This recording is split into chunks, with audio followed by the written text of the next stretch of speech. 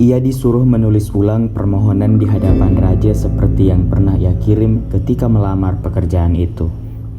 Hasilnya sama dan tak ada bedanya dengan apa yang dikirim dahulu.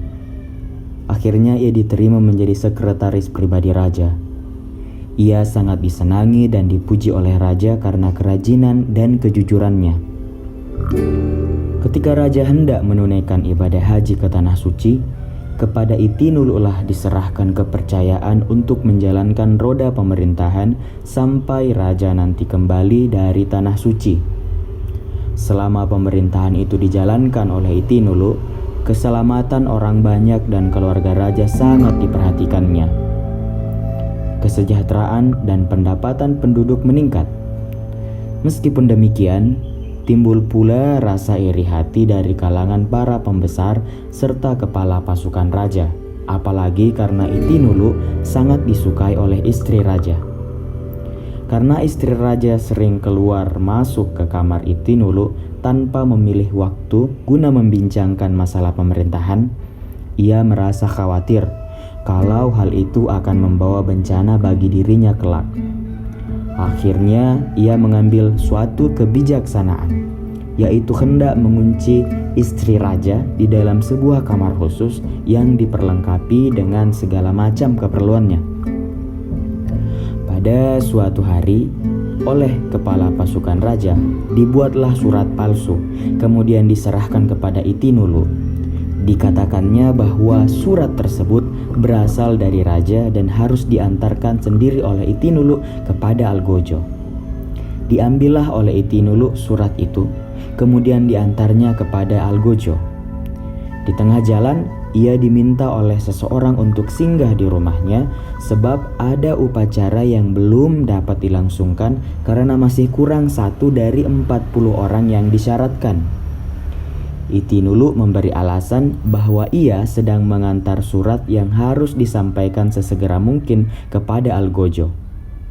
Orang itu tetap mengajak Itinulu untuk singgah guna mencukupkan 40 orang.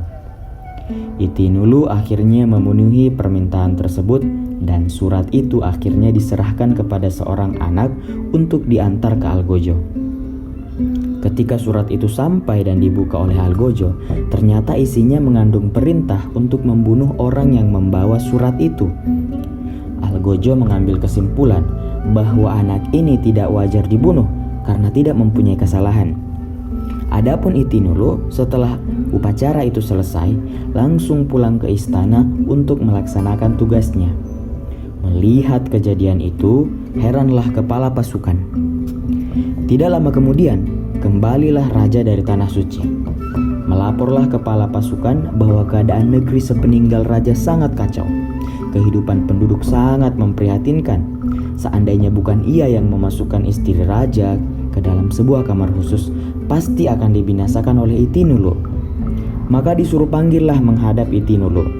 Kata raja, "Sekarang ingin saya memperoleh keterangan tentang jalannya pemerintahan."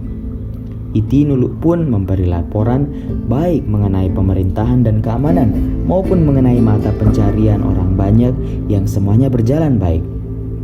Hanya saja ada satu hal yang perlu dilaporkan, yaitu permaisuri Baginda yang dikunci dalam kamar guna menjaga nama baik raja dan keluarganya, sedang kuncinya ada tersimpan di dalam peti.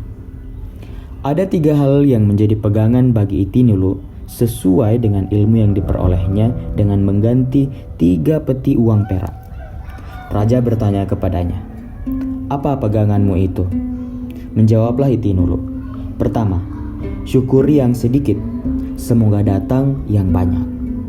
Kedua, jika dipercayakan anak, istri, atau harta benda, janganlah biarkan ke jalan yang buruk. Ketiga, jangan menolak maksud baik seseorang. Adapun permaisuri Baginda, saya tempatkan di sebuah kamar khusus. Hal itu saya lakukan karena saya menjaga keselamatan dan kehormatan permaisuri tuanku. Sedangkan surat tuanku yang hendak diserahkan kepada Algojo, bukan saya yang menyerahkannya. Karena di tengah jalan saya dicegat oleh seseorang untuk singgah di rumahnya, dan saya tidak sanggup untuk menolak maksud baik orang itu." Demikianlah penjelasannya. sehingga raja mengambil kesimpulan bahwa sesungguhnya Itinulu adalah orang yang baik, hanya orang lain yang hendak mencelakakannya.